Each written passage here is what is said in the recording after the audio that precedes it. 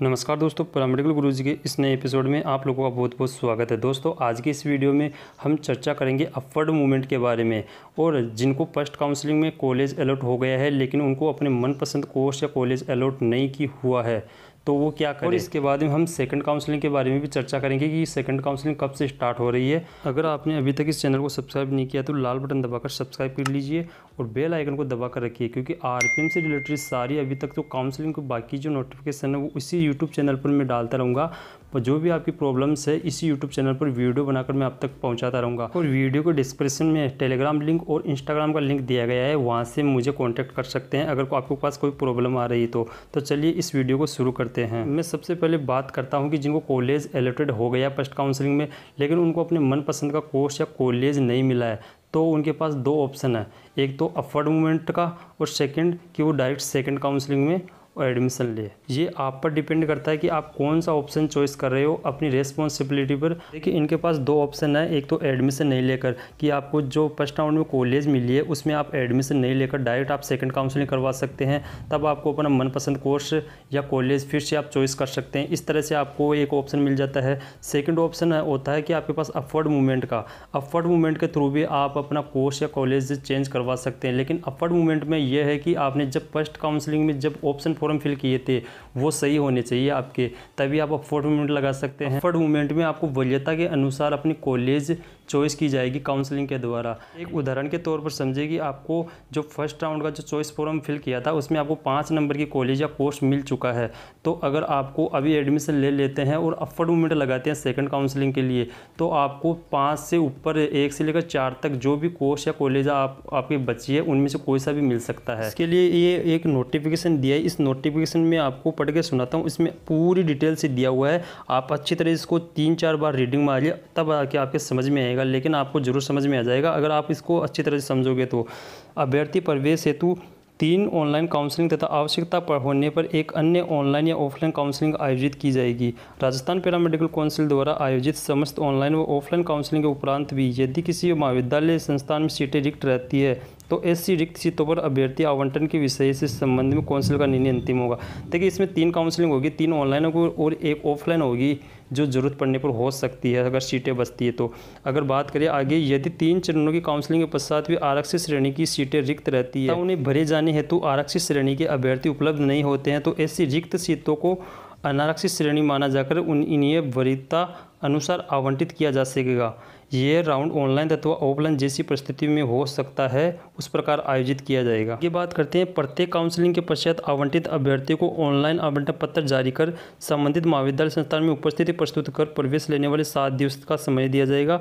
समय सीमा समाप्त होने के उपरांत कोई भी अभ्यर्थी स्वीकार नहीं किया जाएगा तथा प्रत्येक काउंसलिंग की रिपोर्टिंग के अंतिम दिवस के पश्चात रिक्त सीटों का काउंसिल की वेबसाइट पर प्रकाशन किया जाकर आगामी काउंसलिंग का आयोजन किया जाएगा। देखिए, इसमें बताया गया है कि 7 दिवस के अंतर आप अपना जो फर्स्ट काउंसलिंग में अलॉटेड मिल चुका है, कॉलेज मिल चुका है, उसमें 7 दिवस के अंतर आप एडमिशन ले सकते हैं, जिसमें जो टाइम भी दिया गया है 6 अक्टूबर तक आप एडमिशन ले सकते हैं। किसी अभ्यर्थी को प्रथम बार काउंसलिंग के किसी भी राउंड द्वारा महाविद्यालय संस्थान आवंटित होता है तो अभ्यर्थी द्वारा प्रथम बार पुनः आवंटित महाविद्यालय में उपस्थित प्रस्तुत न करते हुए प्रवेश नहीं लिया जाता है तो ऐसे अभ्यर्थियों को केवल अंतरिम काउंसलिंग राउंड में ही शामिल किया जाएगा। पुराने नोटिफिकेशन का जो मैं पढ़ रहा हूँ, पुराने नोटिफिकेशन की लाइन है, लेकिन जो अभी नया नोटिफिकेशन आया है उसमें अपडेट कर दिया गया है कि अगर आप फर्स्ट राउंड में कोई भी कॉलेज में एडमिशन ले लेते हो तो सेकंड में आप एलिजिबल हो। इसमें ऐसा बताया गया है जो नया काउंसलिंग का अपडेट आया है। ऑनलाइन काउंसलिंग में प्रथम ऑनलाइन काउंसलिंग में आवंटित संबंधित महाविद्यालय संस्थान में प्रवेश ले चुके अभ्यर्थी को अपवर्ड मूवमेंट के लिए एक अवसर प्रदान किया जाएगा जो केवल अपवर्ड मूवमेंट के लिए ही हाँ और ना के विकल्प के रूप में उपलब्ध रहेगा, जिसमें महाविद्यालय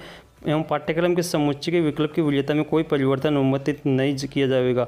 द्वितीय ऑनलाइन काउंसलिंग के अलावा अन्य किसी भी काउंसलिंग में अपवर्ड मूवमेंट के लिए कोई अवसर नहीं दिया जाएगा। इसमें बताया गया है कि आपको अपवर्ड मूवमेंट का ओनली एक ही बार ऑप्शन दिया जाता है जिनका भी फर्स्ट काउंसलिंग में नंबर आ गया और वो कॉलेज ज्वाइन कर लेते हैं, जिस भी कोर्स या कॉलेज ज्वाइन कर लेते हैं उसके बाद में आपको एक बार ही अपवर्ड मूवमेंट का ऑप्शन दिया जाएगा। अपवर्ड मूवमेंट में जब सेकंड काउंसलिंग स्टार्ट होगी तब आपके पास अपवर्ड मूवमेंट का ऑप्शन आएगा, उसमें हाँ और ना का ही ओनली ऑप्शन आएगा। कॉलेज उसमें बिल्कुल भी चेंज नहीं कर सकते हैं। आपके पास जो भी फर्स्ट राउंड में जब चॉइस फॉर्म फिल किया था वही चॉइस फॉर्म आपके पास सेकंड राउंड में होगा। उसमें ओनली जो नंबर की कॉलेज मिली उससे ऊपर वाले क्रम में जो कॉलेज बच गई उनमें से कोर्स या कॉलेज मिल सकता है, वो चाहे वो कोई सा भी हो सकता है। अपवर्ड मूवमेंट जिन अभ्यर्थियों को प्रथम ऑनलाइन काउंसलिंग में सीट आवंटन हो चुकी है तथा उनके द्वारा संबंधित महाविद्यालय संस्थान में रिपोर्टिंग व ज्वाइनिंग भी कर ली गई है तो वे अभ्यर्थी अपवर्ड मूवमेंट हेतु पात्र होंगे। ये बात इसमें साफ साफ लिखी हुई है। मूवमेंट की प्रक्रिया इसमें साफ साफ बताई गई है कि केवल अपवर्ड मूवमेंट केवल रिक्त सीटों पर ही किया जाएगा। अपवर्ड मूवमेंट में अभ्यर्थी प्रथम काउंसलिंग के आवेदन के दौरान भरी गई आवंटित महाविद्यालय संस्थान पाठ्यक्रम के समुच्चय के विकल्प से उच्चतर वरीयता के विकल्प के रूप में भरी गई रिक्त सीटों पर ही प्रवेश लेना चाहते हैं तो ये काउंसलिंग के विकल्प पत्र भरने की अवधि के दौरान ही अपवर्ड मूवमेंट का विकल्प भर सकते हैं।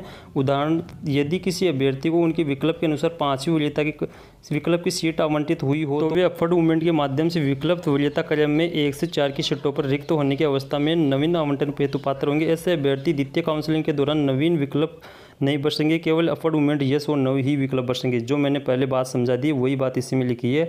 आप इस नोटिफिकेशन को अच्छी तरह से एक बार और पढ़ सकते हैं। 3-4 बार पढ़ोगे तो ऑटोमेटिक आपके समझ में आ जाएगा। ये विकल्प देने से पूर्व अभ्यर्थी आवेदन पत्र के समय भरे गए विकल्पों का ध्यानपूर्वक अध्ययन कर पूर्ण विचार कर ले हुए किसी अभ्यर्थी द्वारा अपवर्ड मूवमेंट के उपरांत उच्चतर वरीयता के विकल्प में से कोई भी एक विकल्प की सीट आवंटित होने पर पूर्व काउंसलिंग में आवंटित सीट अभ्यर्थी द्वारा किसी प्रकार कोई दावा किसी भी परिस्थिति में स्वीकार नहीं किया जाएगा। इसमें बता रखा है कि अगर आपको फर्स्ट काउंसलिंग में अपवर्ड मूवमेंट लगा रहे हो और आपको सेकंड काउंसलिंग में कोई ऊपर वाली दूसरी कॉलेज चेंज या कोर्स मिल जाता है, कोई भी कॉलेज या कोर्स मिल जाता है सेकंड राउंड में अपवर्ड मूवमेंट के दौरान, तो आपको फर्स्ट वाली कॉलेज या कोर्स उसमें कोई भी दावा पेश नहीं कर सकते, वो सीट दोबारा नहीं मिल सकती है। और हाँ, अगर सेकंड काउंसलिंग में अपवर्ड मूवमेंट के दौरान कोई भी सेकंड काउंसलिंग में कोई भी कॉलेज या कोर्स चेंज नहीं होता है तो आपको फर्स्ट वाली जो कॉलेज बची वो आपके पास सेफ रहेगी। इस बात का ध्यान रखना आप। अपवर्ड मूवमेंट होने की अवस्था में अभ्यर्थी को पूर्व काउंसलिंग में आवंटित महाविद्यालय संस्थान एवं पाठ्यक्रम के समुच्चय के विकल्प की सीट का आवंटन स्वतः ही रद्द हो जाएगा और उन्हें उच्चतर वरीयता के महाविद्यालय संस्थान में पाठ्यक्रम के समुच्चय का विकल्प आवंटित हो जाएगा। इस नवीन आवंटन में अभ्यर्थी के मूल दस्तावेज फीस में आवंटित महाविद्यालय संस्थान को पूर्व आवंटित महाविद्यालय संस्थान द्वारा स्वतः ही अंतरित ट्रांसफर की जाएगी। यदि किसी अभ्यर्थी द्वारा अपवर्ड मूवमेंट के अंतर्गत नवीन आवंटित सीट पर ज्वाइनिंग रिपोर्ट नहीं किया जाता है तो उन्हें उनके मूल दस्तावेज पूर्व आवंटित महाविद्यालय संस्थान द्वारा लौटा दिए जाएंगे तथा अभ्यर्थी के दौरान जमा कराई गई फीस की राशि को संबंधित महाविद्यालय संस्थान द्वारा अभ्यर्थी को न लौटाया जाकर कौंसिल के खाते में जमा कराया जाएगा। यदि ऐसे अभ्यर्थी द्वारा आगामी काउंसलिंग में भाग लिया जाकर आवंटित महाविद्यालय में कोई ज्वाइन करता है तो कौंसिल द्वारा इस फीस को अभ्यर्थी के ज्वाइन करने के उपरांत नवीन आवंटित महाविद्यालय संस्थान को हस्तांतरित किया जाएगा। यदि अभ्यर्थी द्वितीय काउंसलिंग में आवंटित महाविद्यालय संस्थान में ज्वाइन नहीं करता तो ऐसे अभ्यर्थी द्वारा जमा कराई गई फीस नॉन रिफंडेबल है। ये फालतू की रामायण लिखी हुई है। इसमें साफ साफ ये लिखा हुआ है कि यदि आपको सेकंड काउंसलिंग में अपवर्ड मूवमेंट के दौरान सेकंड काउंसलिंग में कोई भी कॉलेज अलॉटेड हो जाती है तो जो आपको फर्स्ट राउंड में जो कॉलेज में एडमिशन ले चुके हो उसके जो फीस और जो दस्तावेज डॉक्यूमेंट्स है वो जो नई कॉलेज मिली उसमें ऑटोमेटिक ट्रांसफ़र कर दिए जाएंगे कॉलेज बाय कॉलेज। आपको किसी प्रकार की टेंशन लेने की जरूरत नहीं है, उसमें आपका कुछ भी लेना देना नहीं है। मूवमेंट की जो प्रक्रिया है उसको समझाने के लिए यहाँ पर एक एग्जाम्पल दिया गया है। इस एग्जाम्पल को आप अच्छी तरह समझिए। मान लीजिए एक अभ्यर्थी श्री सुरेश कुमार ने प्रथम बार आवेदन पत्र भरते समय महाविद्यालय कोर्स के अपने विकल्प वरीयतानुसार निम्न क्रम में प्रस्तुत किए थे। विकल्प संख्या ये सारणी दी गई है, इसमें आप देख सकते हैं। इसके बाद हम देखते हैं प्रथम काउंसलिंग के पश्चात श्री सुरेश कुमार को उनके विकल्प 5 के अनुसार महाविद्यालय संस्थान गए एवं पाठ्यक्रम भी आवंटित किया गया और श्री सुरेश कुमार ने महाविद्यालय संस्थान में ग में प्रवेश प्राप्त कर लिया है तो अब वह अपवर्ड मूवमेंट के लिए योग्य माने जाएगा।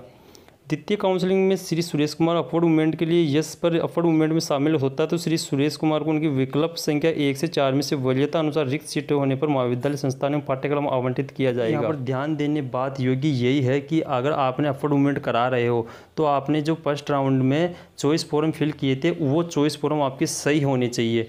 अगर आपको जिस भी नंबर की कॉलेज मिली अभी फर्स्ट राउंड में तो उससे ऊपर वाली जो कॉलेज है, जैसे 5 नंबर की कॉलेज मिल गई तो ऊपर से 1 से लेकर 4 तक जो कॉलेज है वो सही होनी चाहिए। उन्हीं में ही आपको कॉलेज या कोर्स मिलेगा। आपको जो ऊपर वाली जो भी कोर्स या कॉलेज लगाया हुआ है उनमें से कोई भी मिल सकता है। गारंटी नहीं है कि आपको कोर्स ही चेंज हो या कॉलेज ही चेंज हो या दोनों ही चेंज हो सकते हैं। कोई भी चेंज हो सकता है जो आपने फर्स्ट राउंड में चॉइस फॉर्म में दिया हुआ है। यहाँ ये बात ध्यान देने योग्य कि अपवर्ड मूवमेंट के दौरान अभ्यर्थी को रिक्त सीट होने पर आवंटित महाविद्यालय संस्थान पाठ्यक्रम तथा दोनों पूर्व में आवंटित विकल्प में से भिन्न हो सकते हैं। जैसे कि ऊपर दिए गए उदाहरण में यदि किसी सुरेश कुमार को विकल्प संख्या 3 आवंटित होता है तो महाविद्यालय संस्थान एवं पाठ्यक्रम दोनों भिन्न होंगे। यदि विकल्प संख्या 4 आवंटित होता है तो केवल पाठ्यक्रम भिन्न होगा, और यदि विकल्प संख्या 2 आवंटित होता है तो केवल महाविद्यालय संस्थान भिन्न होगा। मैंने ये प्रक्रिया पहले समझा दी है। अगर आप इस नोटिफिकेशन को देखना चाहते हो तो टेलीग्राम लिंक वीडियो के डिस्क्रिप्शन में दिया गया है, वहाँ से आप डायरेक्ट इस नोटिफिकेशन को पढ़ सकते हैं। इसका लिंक मैं वीडियो को डिस्क्रिप्शन में दे दूँगा, वहाँ से भी आप डायरेक्ट इस नोटिफिकेशन को पढ़ सकते हैं। ये अपवर्ड मूवमेंट का पूरा प्रोसेस यहाँ पर पूरा हो गया है। आप इस नोटिफिकेशन को 2 से 3 बार पढ़िए, आपके पास ऑटोमेटिक समझ में आ जाएगा। और एक दूसरा ऑप्शन है, यदि आपको कॉलेज अलॉटेड हो गया है और आप फर्स्ट राउंड में जो मनपसंद कॉलेज नहीं मिला तो सेकंड काउंसलिंग आप डायरेक्ट करवा सकते हैं। फर्स्ट काउंसलिंग में आपको एडमिशन नहीं लेना है तो आप डायरेक्ट सेकंड काउंसलिंग में काउंसलिंग करवा सकते हैं। इसके लिए आपको सेकंड काउंसलिंग में जब विकल्प पत्र ओपन होंगे, आपको चॉइस फॉर्म ओपन होंगे तो वहाँ पर आपको चॉइस फिल करना पड़ेगा, लेकिन आप अपनी जिम्मेदारी पर लिए। देखिए, मेरे आइडिया से जिसकी परसेंटेज कम है वो अपवर्ड मूवमेंट का ही ऑप्शन चुने, वो सही रहेगा, क्योंकि आपको सेकंड काउंसलिंग में आपको कॉलेज मिल भी सकता है और नहीं भी मिल सकता है। और लेकिन जिसकी परसेंटेज हाई है वो सेकंड काउंसलिंग अपने स्तर पर करवाए, अपनी रेस्पॉन्सिबिलिटी पर करवाए। अगर सेकंड काउंसलिंग की बात करें तो सेकंड काउंसलिंग 10 अक्टूबर के बाद में स्टार्ट होगी, कभी भी स्टार्ट हो सकती है। आरपीएमसी ने अभी भी कोई डेट फिक्स नहीं की है। जब फर्स्ट काउंसलिंग का पूरा राउंड हो जाएगा उसके बाद में सेकंड काउंसलिंग के लिए चॉइस फॉर्म दोबारा ओपन होंगे, फिर आपकी सेकंड काउंसलिंग होगी। लगभग इसमें 15 से 20 दिन पूरा प्रोसेस लग जाएगा फर्स्ट राउंड में, उसके बाद में सेकंड काउंसलिंग स्टार्ट होगी। कैंडिडेट्स की ये एक समस्या प्रॉब्लम आ रही है कि जिनका ओबीसी सर्टिफिकेट 1 साल से ज़्यादा पुराना हो गया है तो वो नया बनवाने में अभी टाइम लगेगा। तो ये बहुत ही सोचने की बात है। इसके लिए मैं एक जस्ट इसके पीछे एक वीडियो ला रहा हूँ। उस वीडियो को देखने के बाद में आपकी सारी सॉल्व हो जाएगी, सारी प्रॉब्लम जो भी है आपकी सॉल्व हो जाएगी ओबीसी सर्टिफिकेट को लेकर। अगर आपका ओबीसी सर्टिफिकेट पुराना है तो भी चल जाएगा, इसमें कोई घबराने की बात नहीं है। अगर उस वीडियो में मैं पूरा प्रोसेस बताऊंगा, जो आप कमेंट्स में पूछ रहे हो क्वेश्चन, उन सभी का क्वेश्चन का आंसर भी उसी वीडियो में देने वाला हूँ मैं। अगर वीडियो को अभी तक लाइक नहीं है तो कृपया लाइक कीजिए और इस चैनल को ज़रूर सब्सक्राइब करिए। और अगर कांटेक्ट करना चाहते तो मुझे टेलीग्राम या इंस्टाग्राम पर मैसेज कर सकते हैं। वीडियो को डिस्क्रिप्शन में दोनों की लिंक दी गई है। मिलेंगे।